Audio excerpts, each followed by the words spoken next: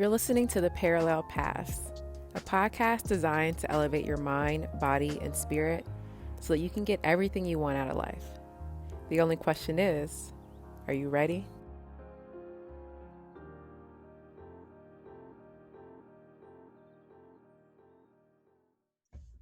And we are live. Welcome back to the Parallel Paths podcast. I'm your co-host, Makita Moore. I'm your other co-host, Blair McClendon. And we're excited. Sorry, that I introduced myself. I'm the guest, Leslie. Go ahead and introduce yourself. I'm commonly known as Treehouse Lee. I'm Leslie Taras, and I'm a world-class athlete and occultist. Yes. So this season is all about people who we kind of see on their own personal hero's journey. And Leslie and I met some years ago back in Gainesville, just a spontaneous night. Us and like a couple other people, like we just like really connected, really vibed out. And I was so fascinated by just his mindset, the kind of way he approached the world and his expression of creativity, athleticism in a domain that's typically, you don't see a lot of people of color in, which is wrestling. But I've always been so fascinated by his life. And one thing that's always stuck to me is this idea of not being bound by labels or titles or certain habits, anything like that. He's always been someone who's been very boundless. And so I thought it'd be great to bring him on for him to share some of his perspectives about life, because that's what this podcast is all about, is helping us to navigate this beautiful world that we have here and be able to really make it whatever we want it to be. So yeah, so welcome to the podcast. Yeah, welcome. Thank you for this stellar introduction. Of course. Happy to have you with us, though. Likewise, man. Cool. So tell us a little bit about what you have going on. I know you kind of mentioned some of your titles, but give us a little bit more about who you are and what you're working on right now. Who I am is always changing, but I just got back into the wrestling game after, I don't know if you ever heard of this thing called COVID, but that thing hit, and so that kind of put everybody in a new situation. It not forced me, but serendipity put me to live in North Carolina. I was moving around a lot, and it put me in North Carolina, which was like the best situation for me. And just since then, I think that was May, I've gotten back into the wrestling business. And for me, I just feel like it's a fresh start. And from there, selling merchandise and just getting my message out that, you're not your mind, you're not your body, you're the spirit soul that resides within. And my life is an example of those practices by what I do in the ring, and especially what I do outside the ring, because that's what I care about more. I don't really care about what people perceive of me. That's cool. There's a power to it, but I'm more about being happy with who I am when nobody's watching. I feel that. Well, I guess from my perspective, kind of take us into how you got, or was this something that you were kind of brought up with, or is this something that you just kind of came into as you became an adult? As far as the spirituality aspect. Is something that with spirituality. My father's a Mason. My grandfather's a Mason. So that the ideology of just occult relations is in my blood. A lot of spirituality is actually in your blood. It's like if you do your research, you'll find that people in your family are into it. And if it interests you, it'll interest certain people more than others. My siblings aren't as interested, which is completely okay. But it struck me as a tool to navigate this quote unquote reality that we're hallucinating. And I thought, hey, what does it mean? I was brought up in the church, and everything that they told me about Jesus Christ, it just didn't resonate with me. I just was like, this doesn't make sense, because I see white people all the time and they don't treat me with the same love as this white guy that you guys say loves me infinitely. So I even as a child, it didn't go hand in hand for me. The first God to me, it's actually his birthday today, is Michael Jordan. Hey. Because he looked like me. He was dark. I was like, I can identify with this image of a God because he does what I do, or I want to do what he does. I just got to pick up a basketball and give it my best. So representation is big. So my first God, real shit, was Michael Jordan. And then after that, I realized I always wanted to be an athlete, want to be him. I wanted to fashion my life my own way. And then I've always been a wrestler. And father was like, what do you want to do for the rest of your life that you'll have no regrets? And I'm honest enough with myself where I was like, okay, let's make this sacrifice. Let's move from New York to Florida and change our lives. It's worth dying for, honestly. That's dope. That's dope. 'Cause that's the thing is, if you're not really living your passion, then are you really living at all? If you're stuck in these, basic ass jobs that give you that sense of security, that a lot of our parents push us to do, because that's just the generation they came up in, and just to live miserably. I'm just like, life is too short. If 2020 told us anything, it's like life can be gone like that. So unless you're doing something that you truly love and each moment, then what's the point of doing anything else? So I really appreciate your perspective on that. And you talked a little bit about like how Michael Jordan was basically this God to you. How do you define God? God is doing what you want, when you want, how you want, with no self-judgment, or like how you felt when you was a kid before the world started telling you what's right and wrong. That's God. It's your intuition, it's your instinct. If you are a boy and you like boys and that's natural to you, that's God. But if then somebody wants to walk up to you and be like, hey, you can't do that because that of this, then now you have a whole different thing. I think God's whatever comes natural. We're all naturally very powerful. And if we tap into that power, then there's really no limit to how far you can take it. But we know people, we talk to people, and they project their own negativity. They project their own limits onto us. And we take that, first people being our parents. And, you tell yourself what you want to be, and they're like, nah, that's not going to work in this world. Or if you're lucky, you'll find supportive parents. That's a thing too. So God is doing whatever you want, however you want, the way you want, with no judgment. Love that. Mm-hmm. Love that. Can definitely relate to you. And it's funny, you mentioned about like that inner child. That's one reason that we have that as part of our logo, is to tap into that inner child and to get back to true self.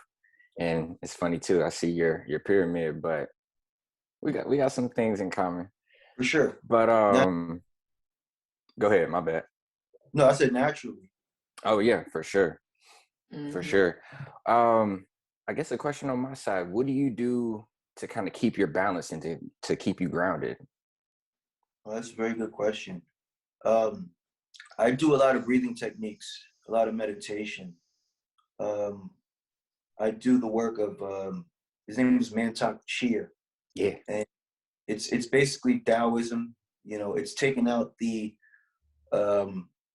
mysticism, stories, and spook of all religions, and it's going to the body, it's visiting the body and having a conversation with the body and being like, yo, how are you feeling today? How much energy do I need to get this job done? How much energy do I need to do this job mentally? How much energy do I need to do to get this job done physically or emotionally? So there's a lot of breathing, a lot of just contemplating, and which is an actual aspect called inner smiling. You close your eyes and you visualize the organs of your body, your liver, your lungs, your kidney, your heart, and you literally smile.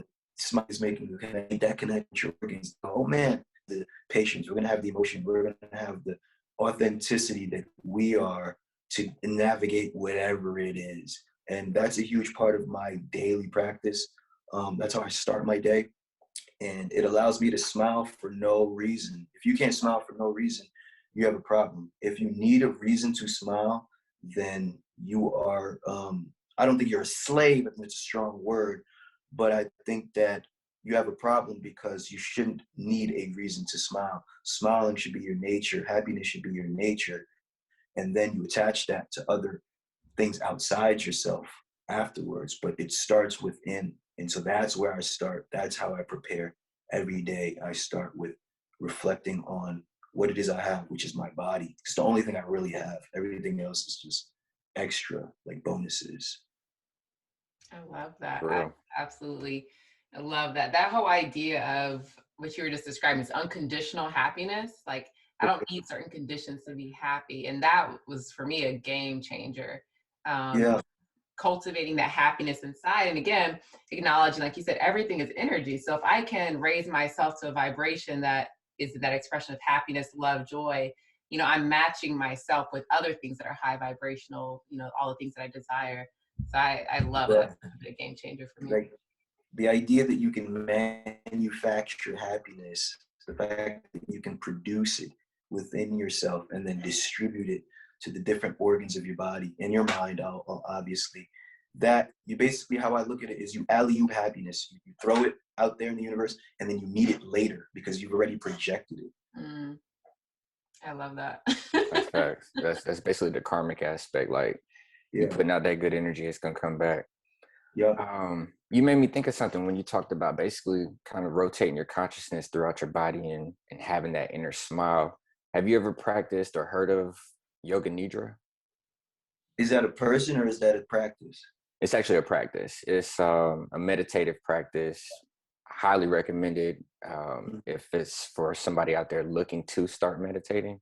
Right. It helps you get into a deeper state, and it's by concentrating on different pieces of the body and allowing you to breathe into the places where you might be holding emotions, or you might be tense, or it might be something painful, whatever. But it allows Yeah. you to breathe through it and really become more aware of oneness, like wholeness. Right. Uh, I think in natural practice, there's so many different names for this same stuff, right? for sure. I think in nature, I've practiced. What's the word again? I want to respect it. Yoga nidra.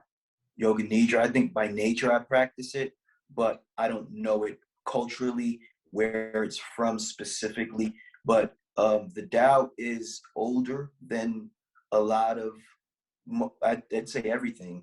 And the Right. Tao means the way.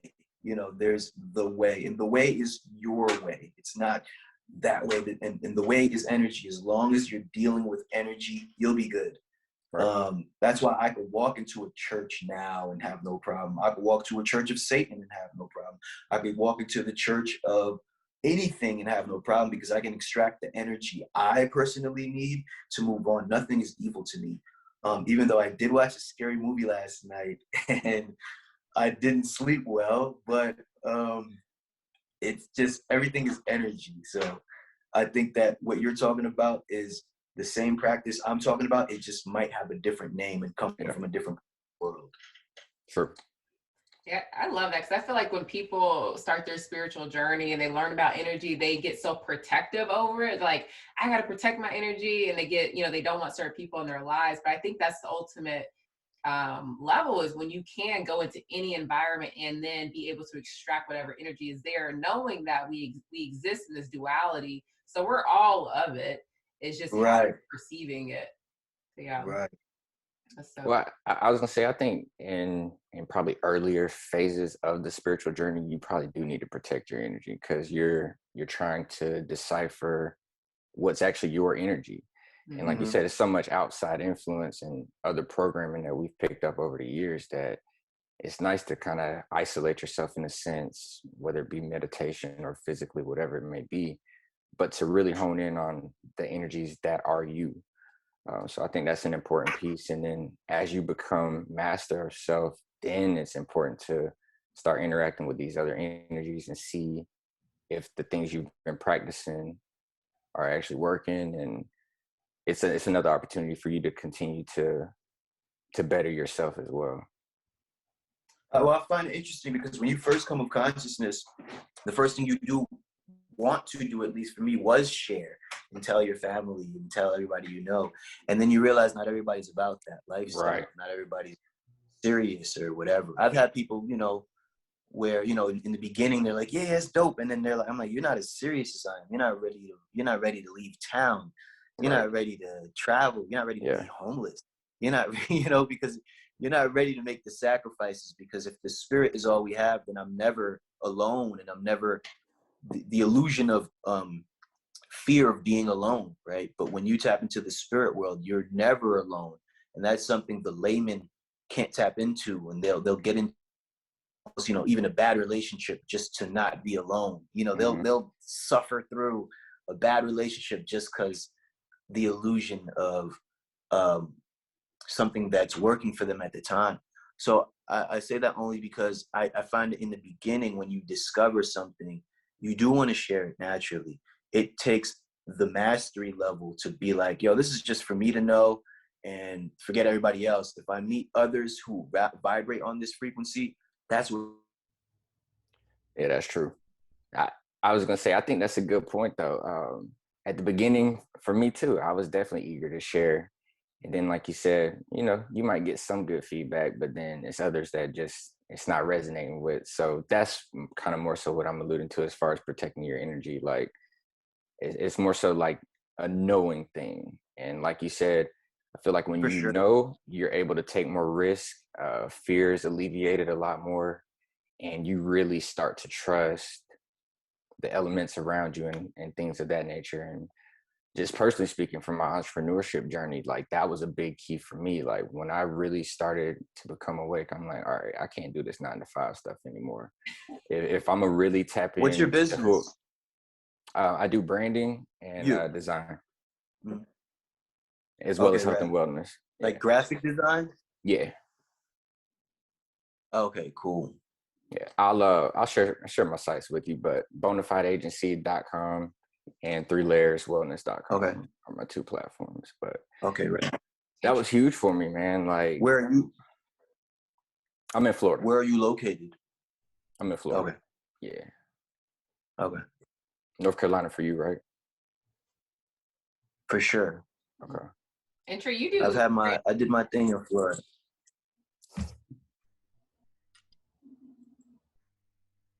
Oh, okay. I paid my phone bill, so I don't know. Okay, we're good now. It seems like it's good. But you, I know you do branding as well.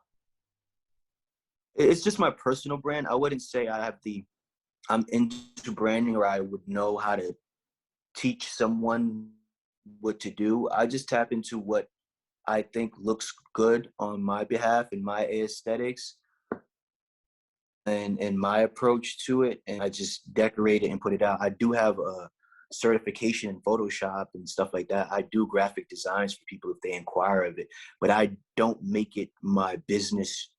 Maybe I should more often, but I don't make it my business to reach out to clients and design for people. But if a friend's like, hey, I have an idea for a logo, can you manifest it for me? And I'm like, okay, what do you want? And I'll listen to them and make it happen. But I haven't made a career of it. It's just like if a homie needs some help thing. Okay, cool. And yeah, 'cause I've seen some of your artwork too, and you're a great artist too.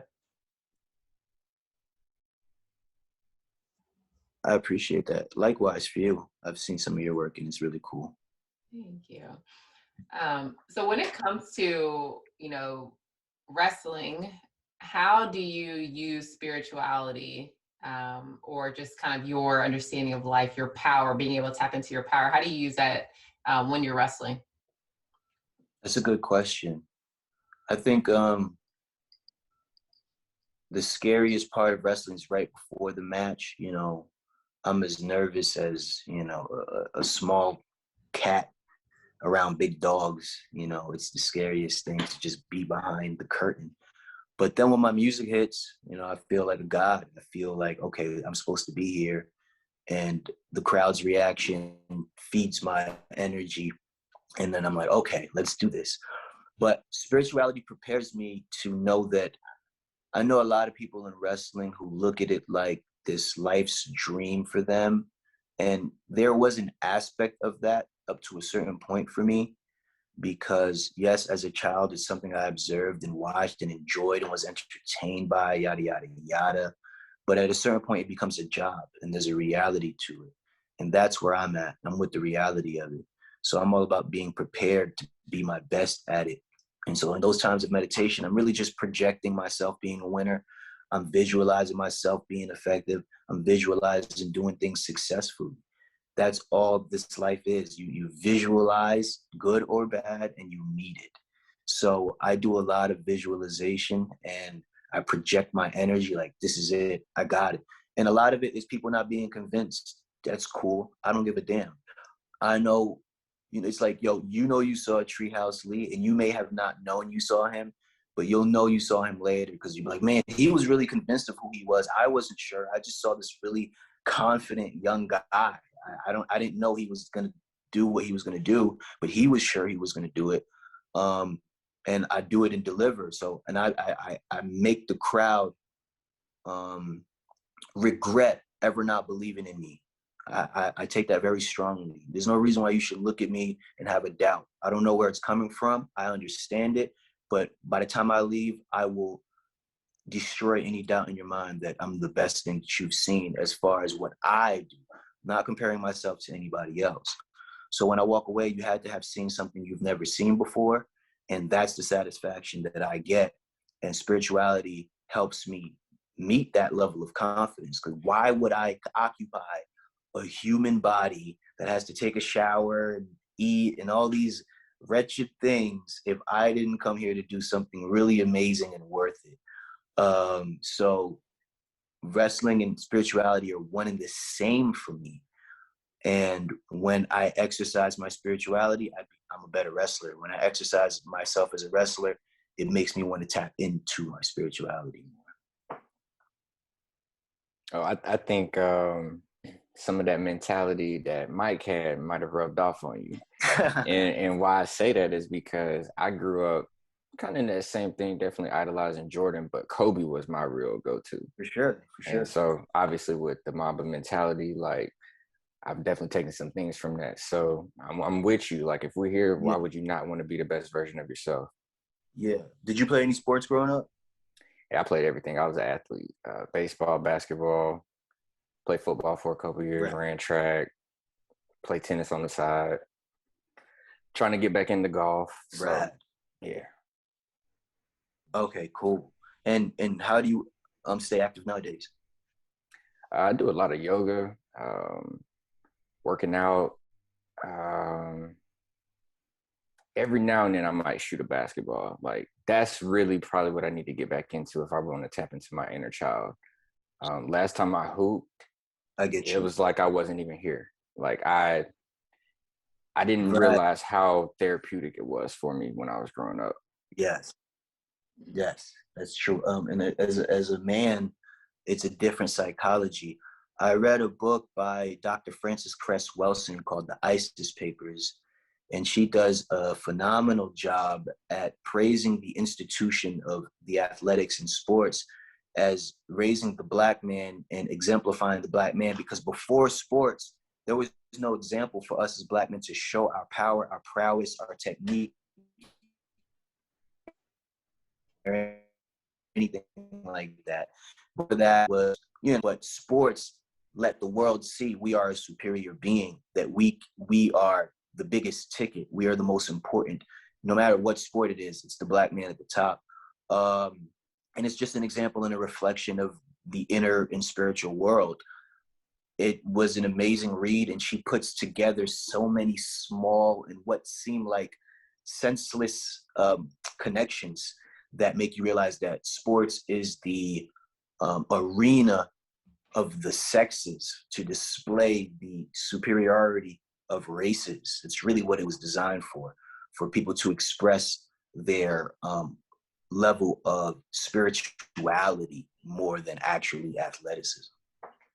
I think too, one thing that's overlooked in sports is the creativity, and outside of just the strength and the athleticism that you may have with it. But I mean, you think about basketball, somebody like Kyrie, whose handles are on a string and his finishes at the rim, like, that's pure artistry in motion. Yeah. So, like you said, I mean, for us as melanated beings, like, that's the perfect platform for us to show what our talents are and show the genius behind it. And I mean, even not necessarily idolizing a basketball player or anything like that, but take somebody like LeBron. Of course, he has the creativity on the court. all of this stuff, but then you look what he's doing off the court that never really gets talked about. So, I mean, people are quick to throw out such and such as a genius for doing this, but what about the athletes who are, Right. you know, quick twitch muscles and doing all of this stuff that most people can't even fathom doing? So, right. I have a question for Makita. Makita, Yeah. what do you use as a source of, I respect you as an independent woman who does what she wants on her own terms, which I think is rad, but still within using the institution of school and whatnot to your advantage, where I'm kind of like the opposite. But I think that that's the genius in the friendship that we've held over these years, is respecting each other's way of getting to it. You know what I mean? So I ask you, what do you use as inspiration? What's your source of, whether it's a person, whether it's a spiritual practice, or you, because that's always enough too. What do you use to keep yourself going forward in the vision you have for yourself that makes you you? I think you hit on it in the question. It's that vision I have for myself. Because, I mean, listen, I've been in school for almost 26 years, and Right. I'm over the institution. Like, this is my last year of actually working for someone while I'm still finishing school. So it has been, you know, visualizing things and tapping into my creativity, surrounding myself with creatives. Like, I don't surround myself with academics. Like, that's just not, because they have a certain way of living and, you know, abiding by certain rules and the way things were done before them. I'm all about, let's create new ways of doing things. And when I surround myself with creative people who are in completely different atmospheres than me, then that's where I can really pull in my creativity. And then finding ways to express it, whether it's through creating this podcast, through whatever I'm doing on Instagram, you know, painting, any creative expression. Like, that's really what has sustained me. And of course, you know, my meditation. And more so recently, it has been my pride in being a woman of color and recognizing that there's been a lot of boundaries set up for us and preventing us from higher education. So if I can at least be that representation, if there is a young girl who does want to, you know, be a school psychologist or a professor or whatever, she'll see me in this role and know also that it's possible. So yeah, it definitely hasn't been easy, but it definitely has been sustainable. But now I'm moving more towards that stage where I'm like free of the institutions. That's right, and you wear it very well. We're proud of you, yo. for sure. I definitely appreciate it. Yeah, it's a long road, but hey, life is a marathon, and you know, we all kind of have come on earth with these certain missions. And speaking of that, this might be I don't know if this question can always be answered, but having had the experiences that you've had as a man of color, what do you think, you know, if you had to kind of take yourself back to before you came on earth, like what made you choose to live this life as a man of color? It's a very good question. As a man of color, I know that darkness is the genesis of this universe, and it's also the destination of this universe. This life we're living is a light.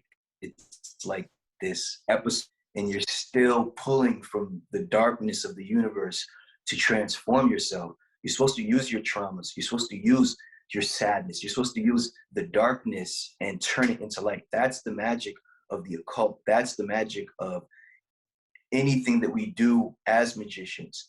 If someone's using Jesus Christ as their force, then they're a Christian. If somebody's using Buddha as their force, then they're a Buddhist. But if you use yourself as your own light, nobody can tell you what you are. And that's what they're scared of. They don't want you to use your own energy. And that's what I came here to do. Yes, I'm a Black man. I'm my own energy also. And being my own energy, I extract from the experience of being Black. I study the history of being Black. I study the definition of being Black. And I extract from that infinitely, because it doesn't get any deeper than that. And how it correlates to this physical world, I just transfer my energy. I don't want to be treated as anything but what I am. Yeah, I've been treated in certain, I went to an all-white high school, so I've been called nigga to my face by white people, and I had to like, what do I do about this? Like, this is kind of like, and it's just the universe testing me. It's testing what's in my heart. For lack of a better word, I don't have to say it to defend my masculinity, but I'm gonna say it anyway. I ain't no pussy, you know. I would beat somebody up if they said that to me. But in that moment, I'm like, yo, you know what? That's what they want. They want an image of me that can't control themselves, that is barbaric, that if the wrong word is said to them, they turn back to an animal. So I would fall back and be like, wow, you know what? I'm not gonna react how they want me to, because I'm playing into this chess game.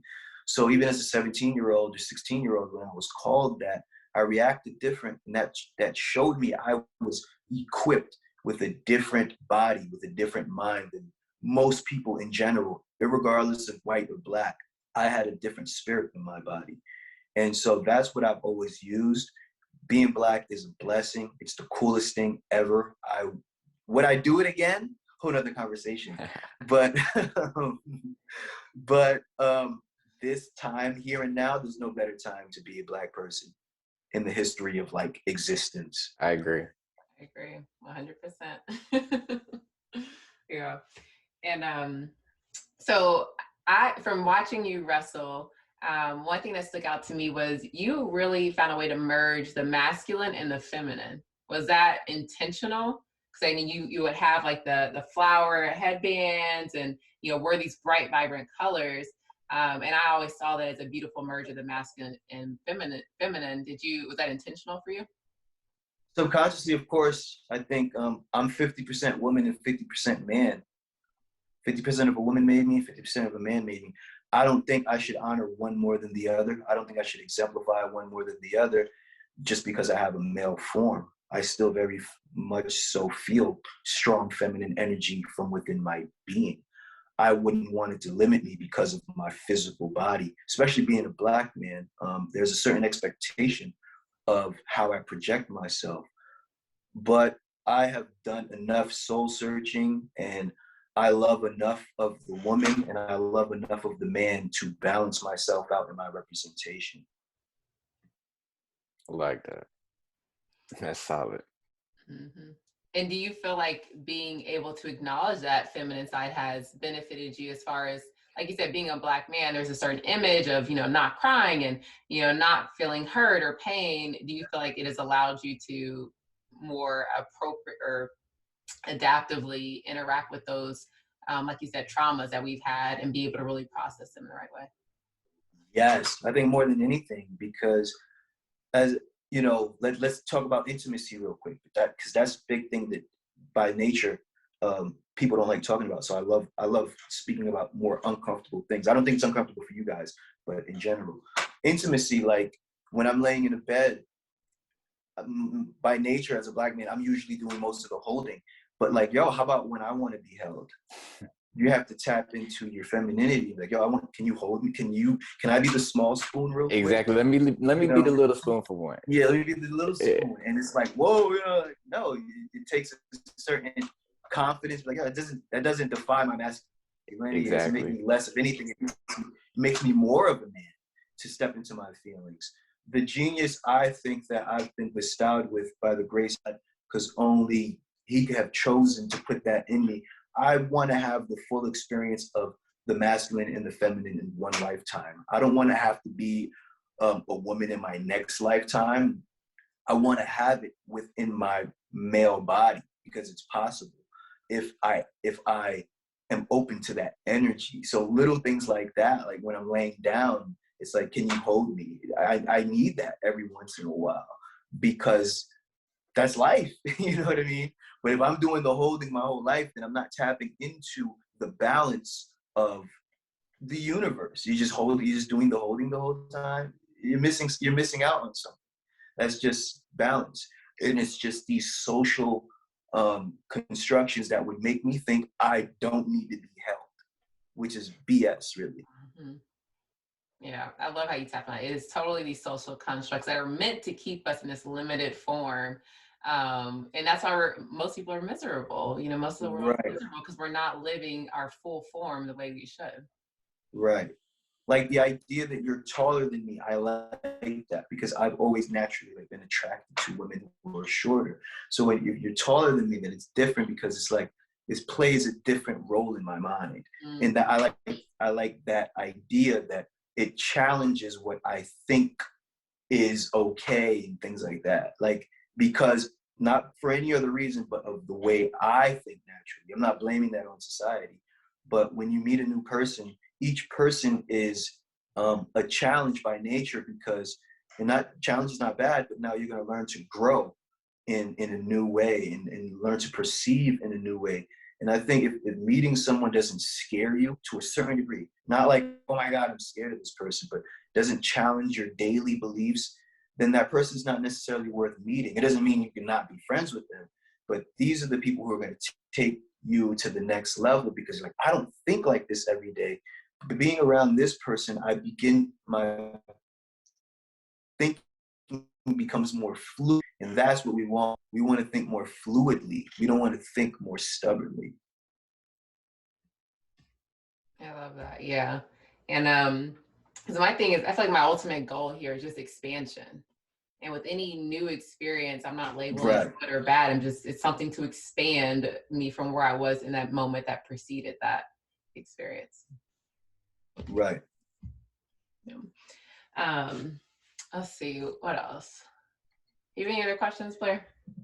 Yeah, I was gonna say, what could you tell our listeners, or what would be a piece of advice that you could give them to help them tap in even deeper to themselves? That's a good question. There's actually a meditation that is very simple, that doesn't require much but your own patience. It's called a mirror meditation. You grab a mirror, the bigger the better, I guess, but you really want to get it close on your face, and you want to stare into a mirror for 30 minutes to an hour. Start off. If you can start off with 15 minutes, whatever you feel comfortable with.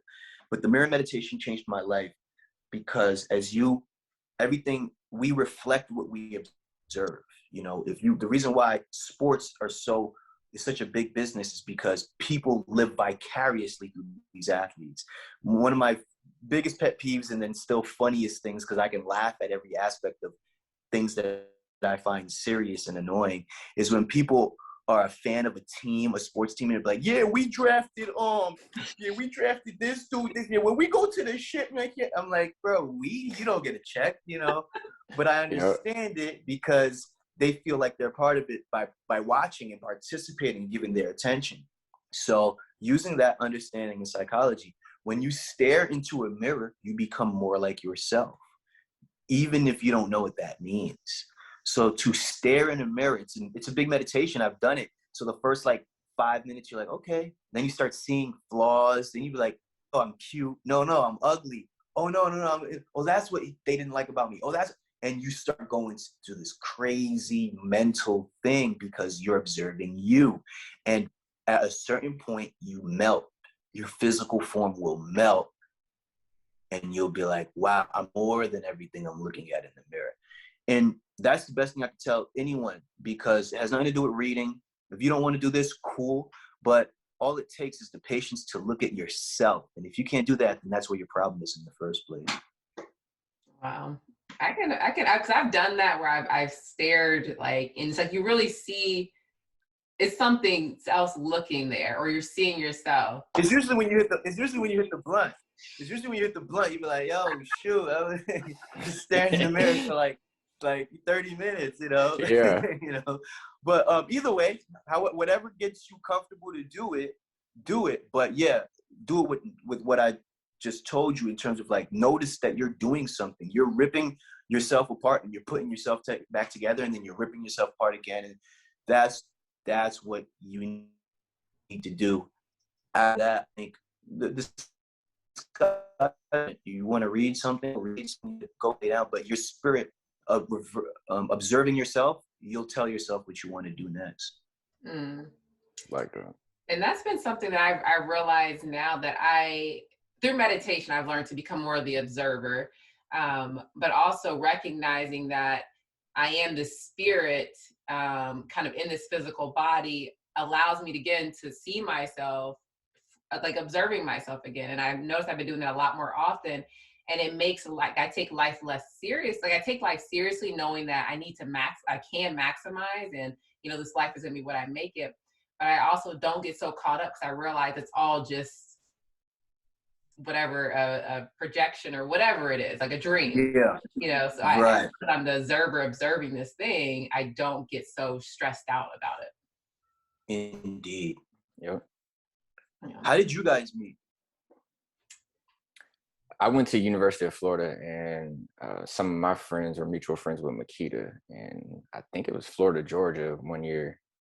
Makita came down with them, and then we met that way. But it had been some years since we had talked, and then I kept seeing she was posting some conscious information per se, and you could tell like her vibration was a little bit different than everybody else's. So I just reached out to her on a whim and was like, yo, it seemed like we kind of on the same wave, like let's catch up.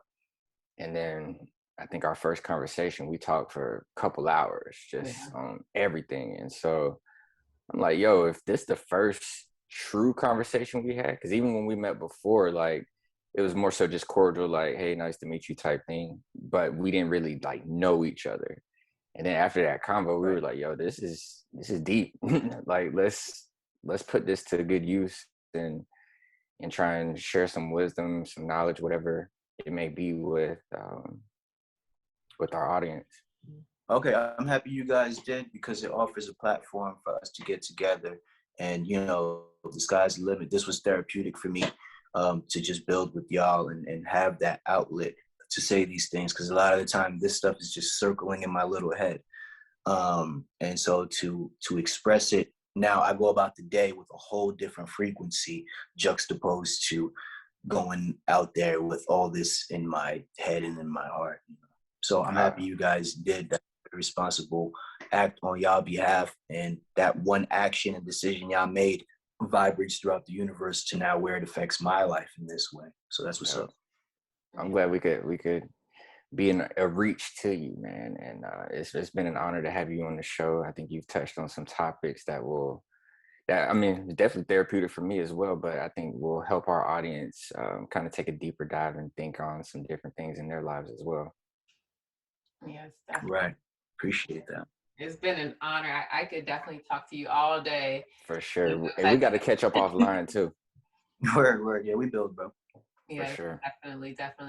Last question. If you feel like there's an impact you're supposed to make in this world while you still exist in your physical form, what is that impact that you feel like you're supposed to make? I don't feel like you're supposed to make an impact. I don't feel like you owe anybody anything. If you do that, that's a bonus. That's a plus. That's what's up. That is great. But you owe yourself to experience. We good? Mm-hmm. Yeah, I don't think you have to have that, because I think that puts too much pressure on people to try to want to be something that people can perceive and extract from. Be something that you can extract from. Be an experience in and of yourself. Sit down and be like, yo, have I lived the life I liked? Have I lived the life I loved? And that alone will reflect. I'm my best friend, and that's what's up. That's all I care to be. And if that can be perceived when I build with someone else, then that's the job well done. But there's some people who want to affect the world more than they want to affect themselves, and you'll feel it. It's pretty pathetic. I get it. I understand it. I have compassion for those people, but they still need to do the work of loving themselves first and not try to change anything in the world, change whatever they want to see within themselves. And as a bonus, you'll affect the world in the ways that you would never imagine. Oh, that's facts.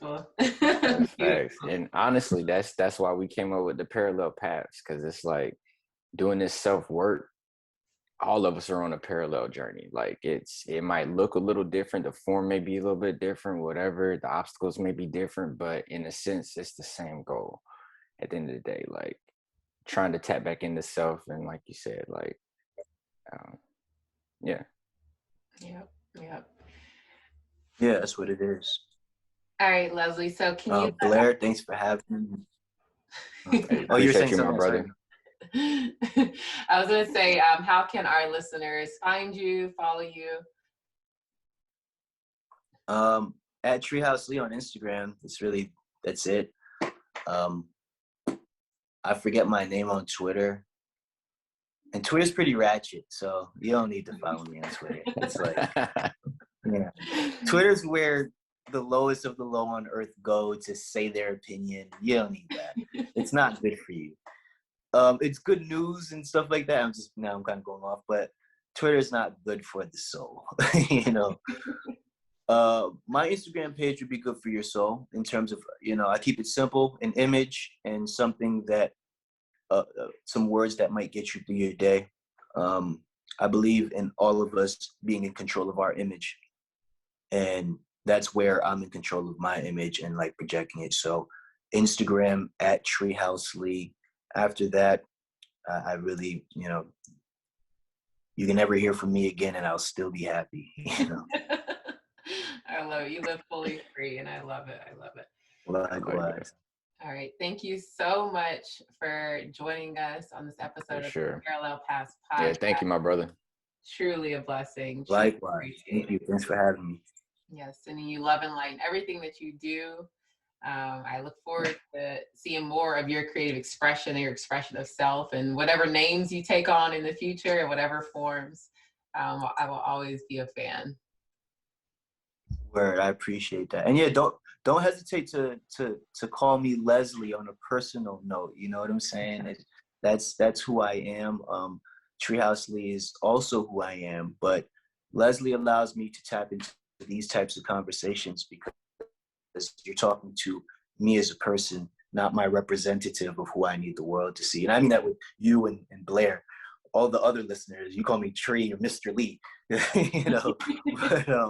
for those that I've built a camaraderie and friendship with, address me as so, and I respect it.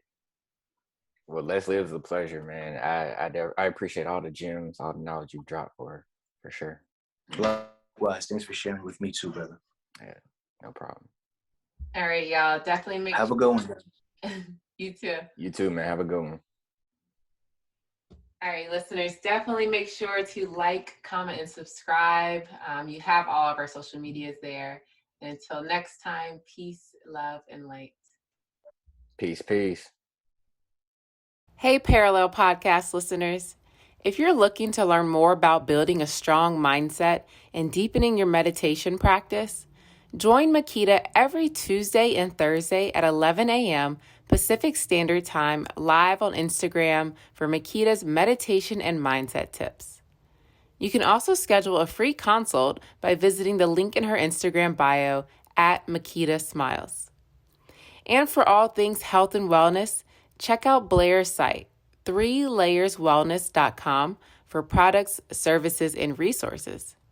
And if you're looking to establish or enhance your business online presence, don't forget to check out thebonafideagency.com for assistance with websites, logos, graphic designs, and more. You can find all of this information in the show notes as well.